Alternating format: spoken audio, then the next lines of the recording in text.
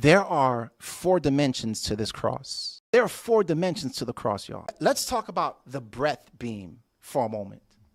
The breath beam. That's the beam going across. That's the breadth. That is the reach of the gospel. That is the reach of Christ's love. His arms were extended to embrace the whole world, Jew and Gentile.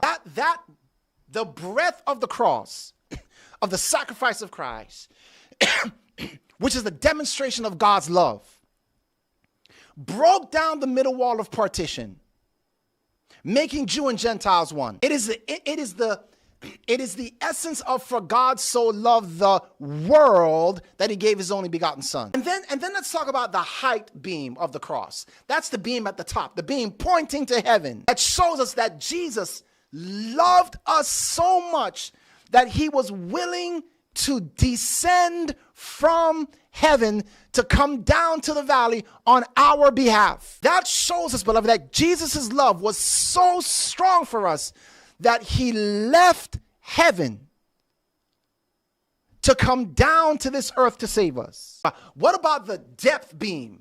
The depth beam. Oh, that beam, that's the one that penetrated the surface of the earth. That's the one that went down into the grave. That's the one that demonstrates that Jesus loved, his love was so deep for us that he was willing to go into the grave to get us. That's how deep his love was. That's how deep Jesus' love was. And then you say, what about the length, Pastor? What about the length? Let me show you one more picture before we close. Think of this as the face of a clock. Length. We're talking about time.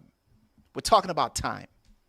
And I want you to see, like, each one of these beams is a hand on the clock. You got one beam pointing to heaven, the other beam pointing to the grave, the other beam pointing to the east and one pointing to the west. Imagine that as the face of the clock. And what I want you to see is this, beloved, that God loves you around the clock. His love for you doesn't take a break. His love for you does not stop. It is around the clock. It is 12 o'clock. It is 3 o'clock. It is 6 o'clock. It is 9 o'clock. It is around the clock. That's how long his love is for you. It's higher than the highest heavens. It's deeper than the deepest hell. God's love for you is stronger than death. His love for you was so much that he was willing to leave the heights of heaven. His love for you is so broad that it takes in the whole world, whether those who died on the right hand accepted him and those on the left hand rejected him. He died for everyone that all might have the chance to be saved.